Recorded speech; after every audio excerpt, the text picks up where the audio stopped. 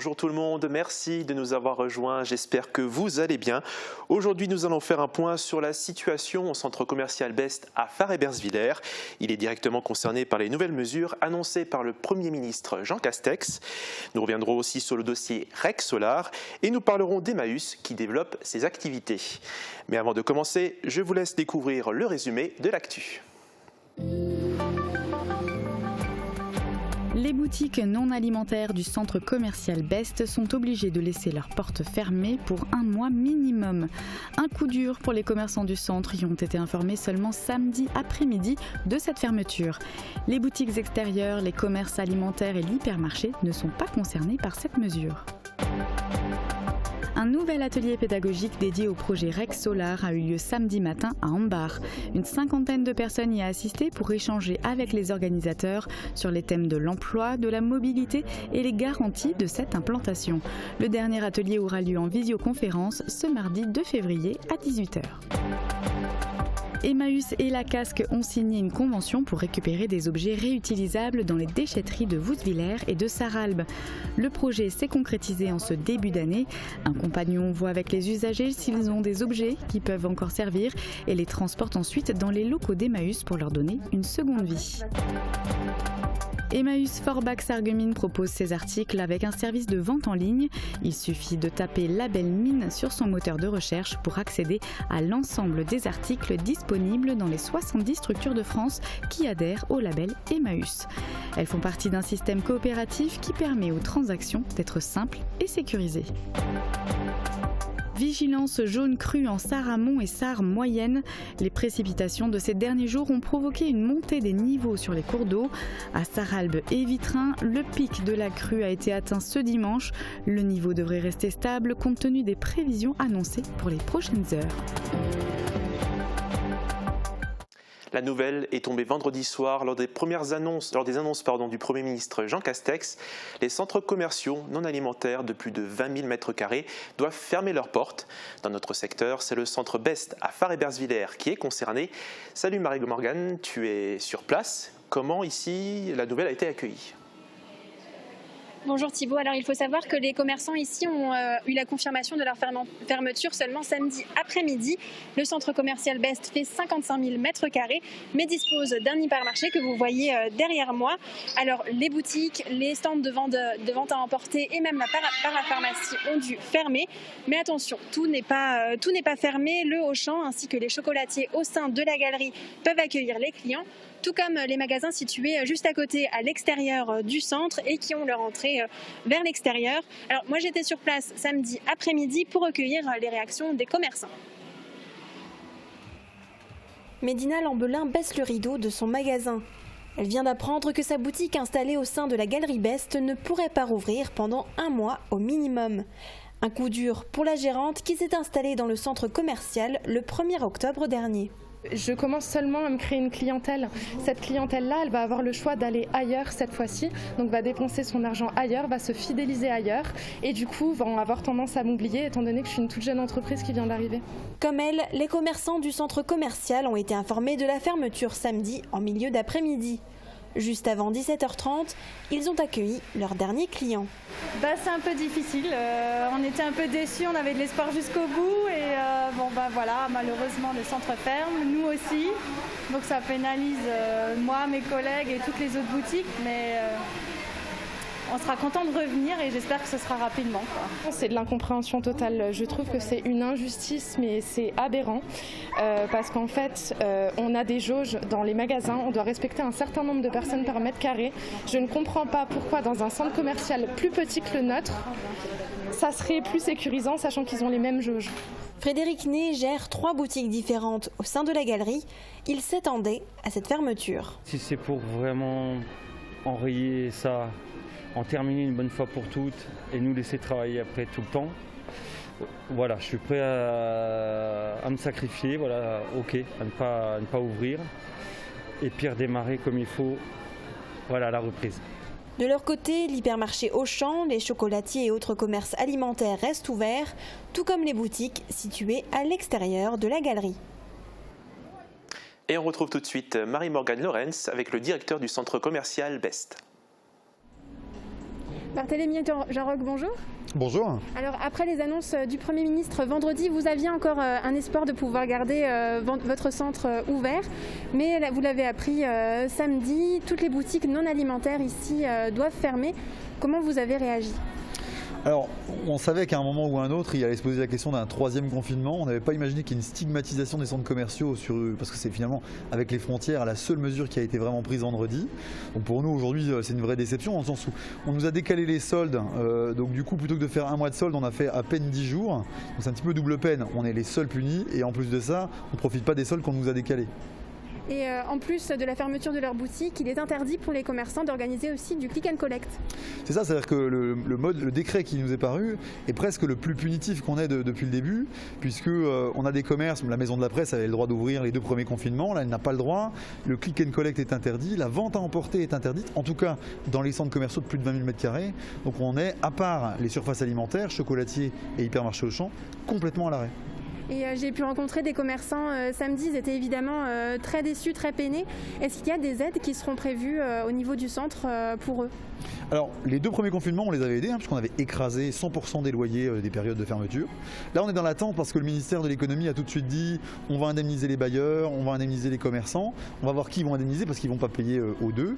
Donc du coup, on va regarder. En fonction de ça, s'ils indemnisent les commerçants de leur loyer, dans ce cas-là, on leur rappellera. Si le ministère de l'économie indemnise les bailleurs des loyers, dans ce cas-là, on les exemptera aux locataires. Merci beaucoup. Merci à vous. Avec l'annonce d'un test PCR récent obligatoire pour pouvoir entrer sur le territoire français, le gouvernement a de nouveau mis en émoi les habitants des régions transfrontalières, alors que le côté allemand a appris de ses erreurs passées, notamment à la suite de la fermeture des frontières lors du premier confinement. Le côté français se mettait à son tour à instaurer des mesures pour la vie quotidienne des régions frontalières. Depuis ce temps, des corrections ont été apportées. On fait le point.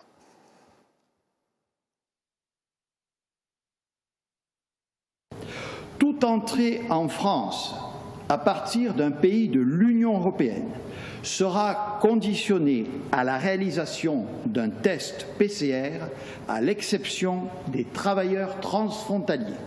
À l'écoute de cette annonce, le souvenir des difficultés que peuvent apporter des restrictions du passage de la frontière pour les habitants de notre secteur a refait surface. Julia Filine s'est ainsi adressée à Mosaïque Cristal via Facebook.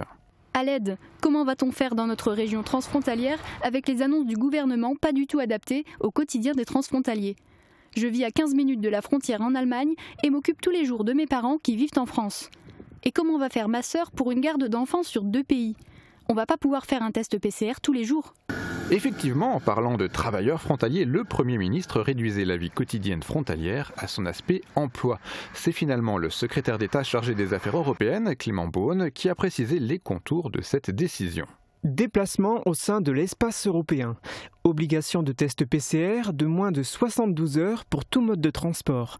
En sont exemptés les transporteurs routiers, travailleurs frontaliers et résidents des bassins de vie frontaliers dans un rayon de 30 km autour de leur domicile. Concrètement, un habitant de Saarbrück peut ainsi se rendre à Sarreguemines, Forbach ou Frémin-Merlebach, là où un habitant de Zweibrücken peut venir faire ses courses ou visiter sa famille à Sarreguemines ou Bitsch. S'il est originaire de Saint-Wendel, il a par contre besoin d'un test PCR pour venir goûter à l'exotisme français et jalouser son voisin d'Ottweiler qui lui peut profiter de Schöneck, Stirin-Wendel ou Spicheren. Y aura-t-il des contrôles ? Le gouvernement l'affirme tout en précisant qu'aucun point de passage ne sera fermé. Tout cela concerne le passage de la frontière dans le sens Allemagne-France. Dans le sens inverse, les précédentes consignes restent en vigueur, c'est-à-dire un libre passage pour un séjour de moins de 24 heures. Mais attention à bien porter un masque chirurgical ou FFP2 dans les magasins ou les transports en commun. L'usine REC Solar s'implantera-t-elle à Hambach ? Cette question devrait être tranchée à la mi-mars.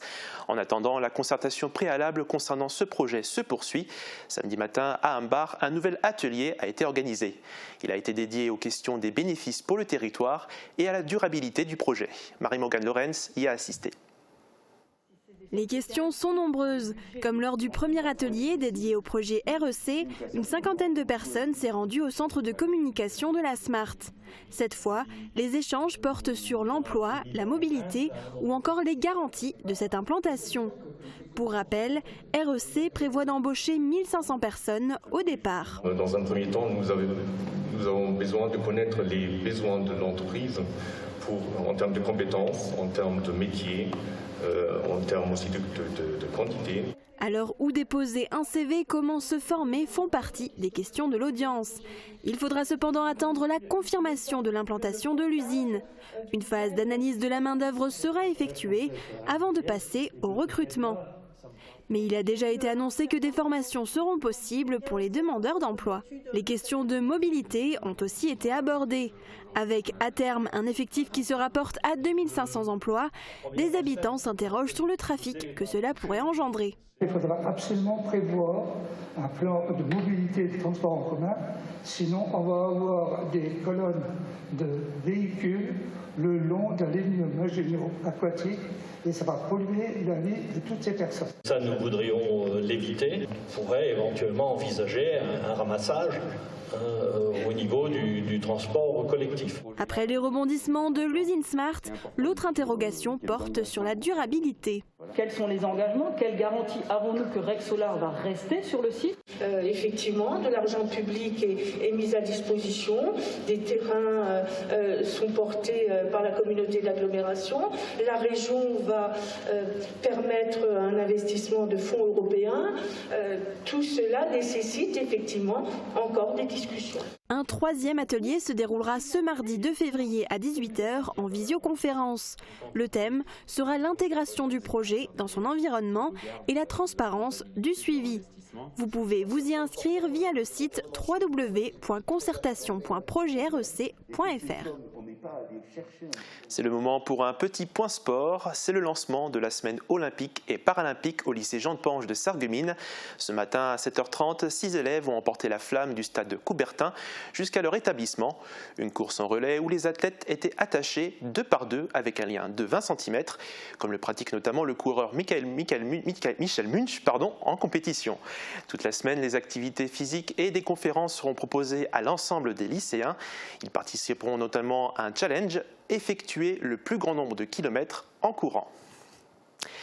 Le désert médical additionné à une population vieillissante, c'est la hantise de certaines communes, comme par exemple à Götzenbrück. Une maison de santé a été inaugurée en 2015, mais la commune peine à trouver un deuxième médecin. Morane Grancola est allée faire le point sur la situation.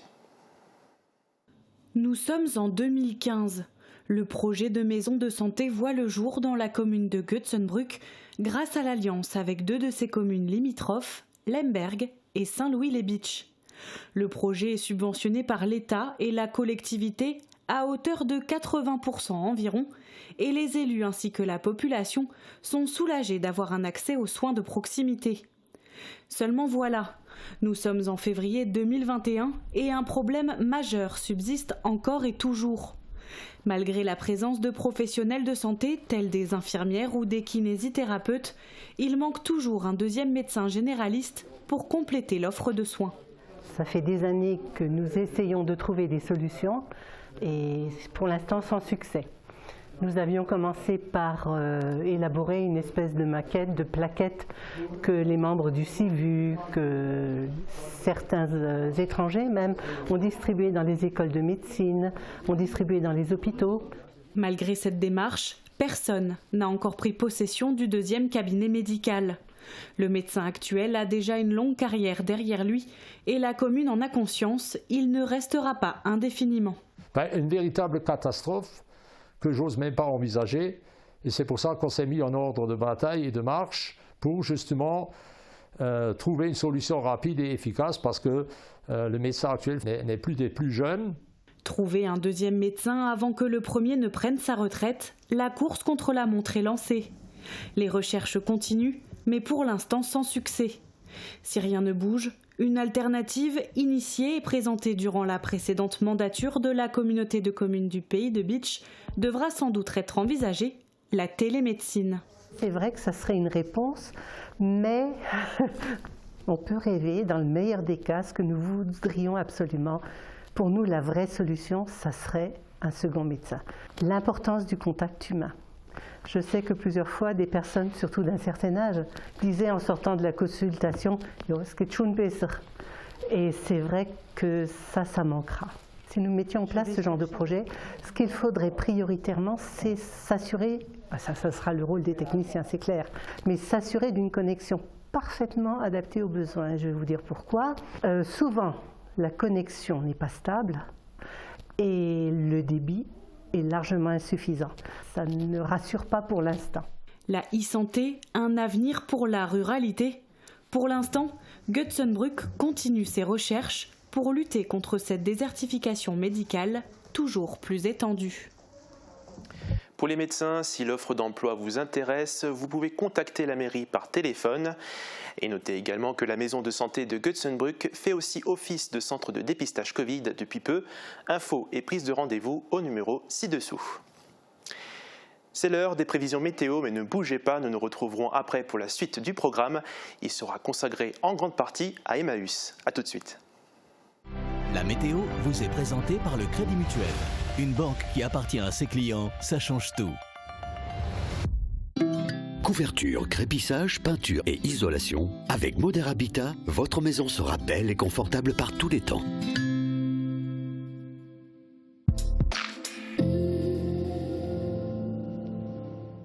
Bonjour tout le monde, il a beaucoup plu ce week-end et la Sarre et l'échelle ont débordé par endroits.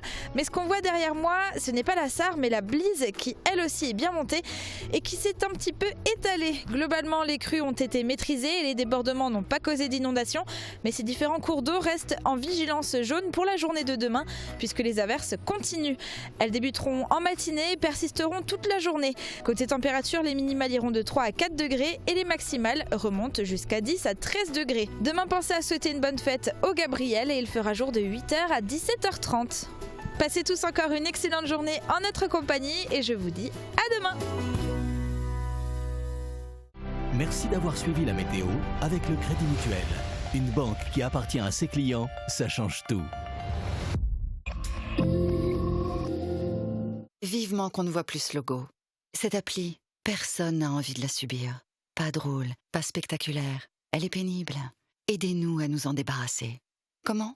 Plus vous êtes nombreux à l'utiliser, plus elle est efficace contre le virus et plus vite elle disparaîtra. Vous êtes déjà plus de 10 millions à avoir téléchargé Tous Anti-Covid. C'est aussi le meilleur moyen de générer vos attestations de sortie. Ceci est un message du gouvernement.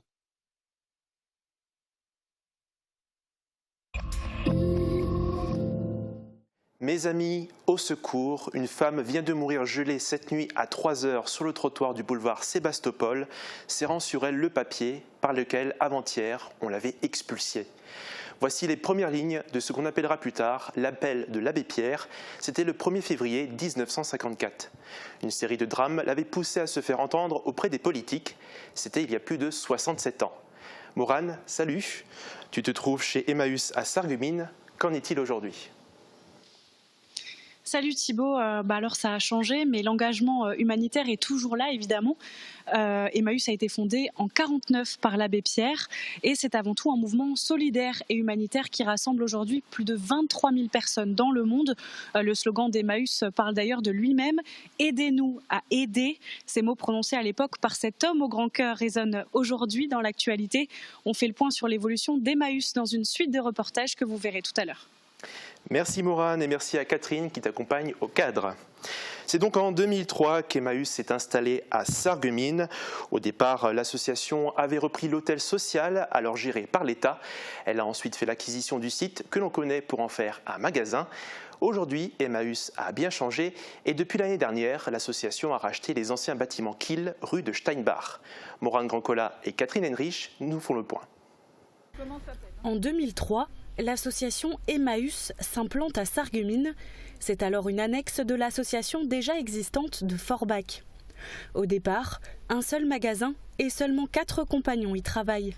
Aujourd'hui, 18 ans plus tard, l'effectif est monté à 15 personnes sur les 2 sites, nourris et logés par l'association en contrepartie du travail fourni dans les établissements.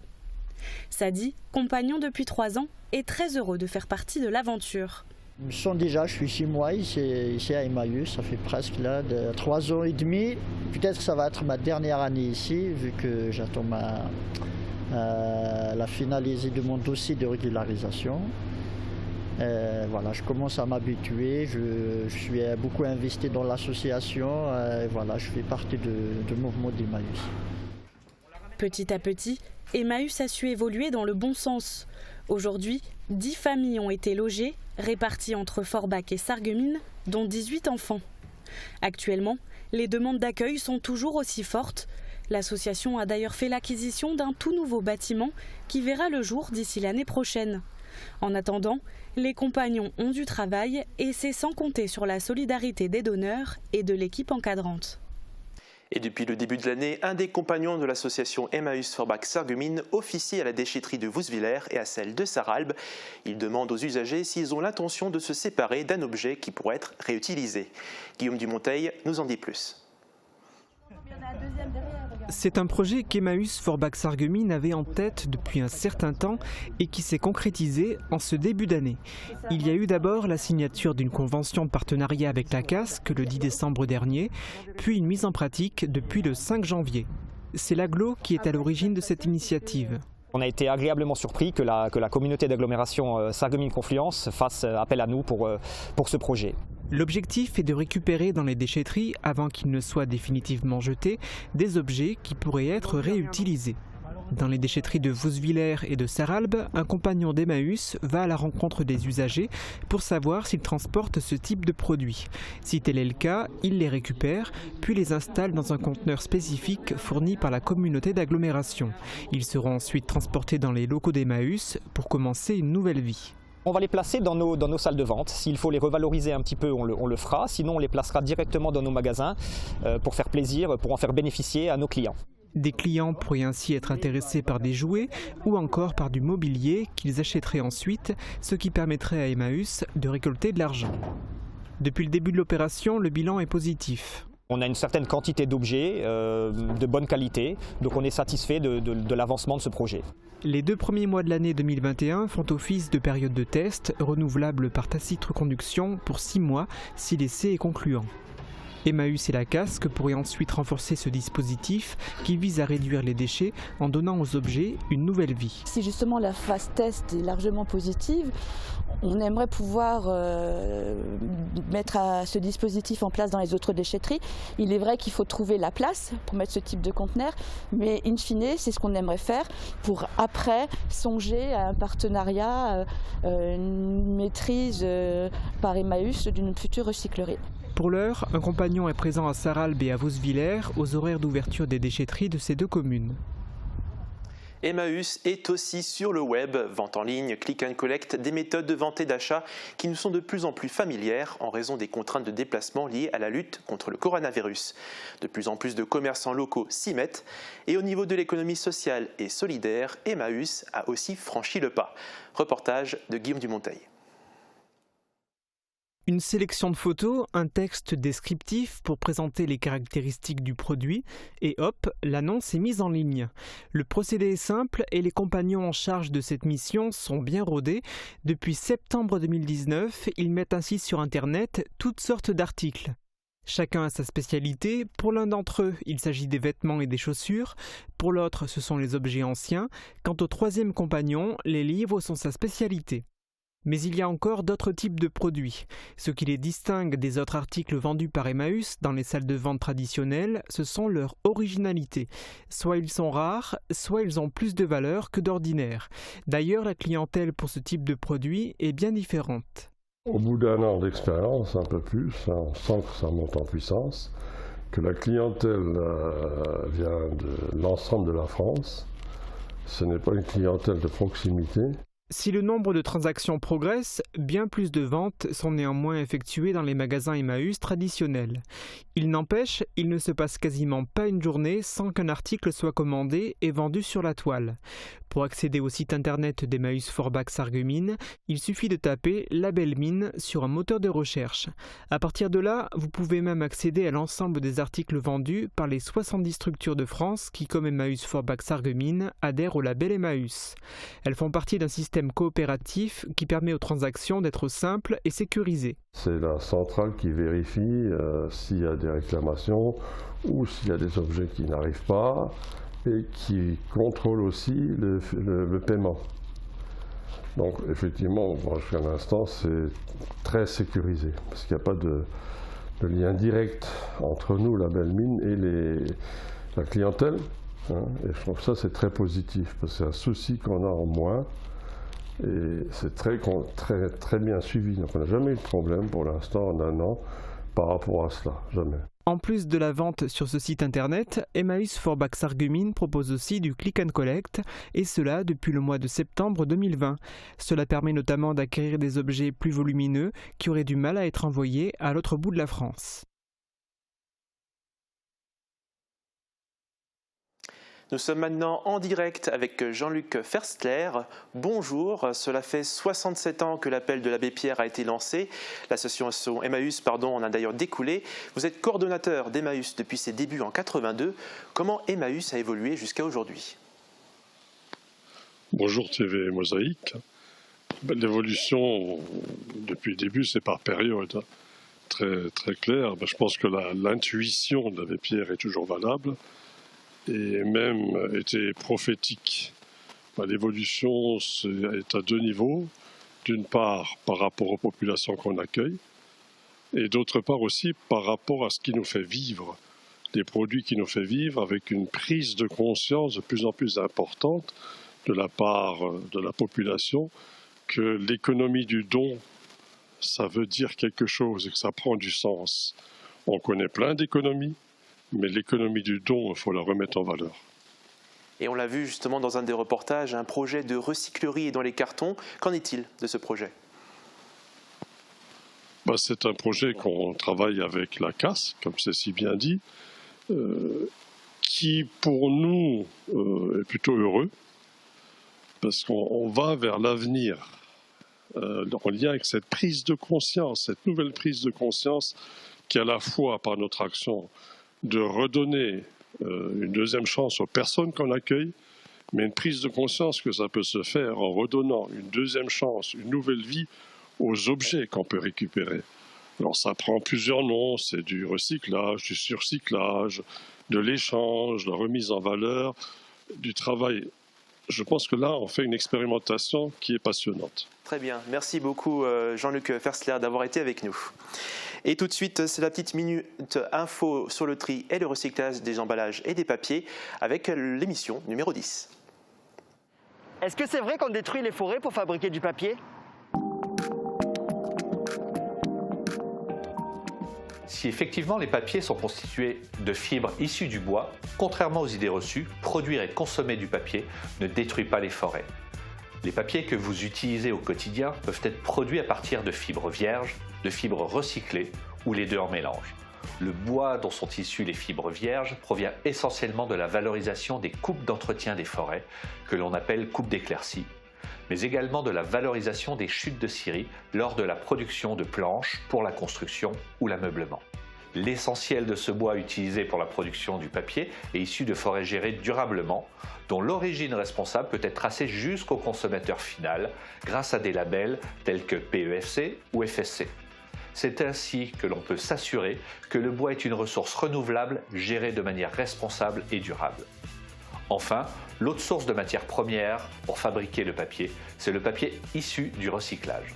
Grâce au geste de tri des habitants, à peu près 30% des fibres constituant les papiers provient des vieux papiers.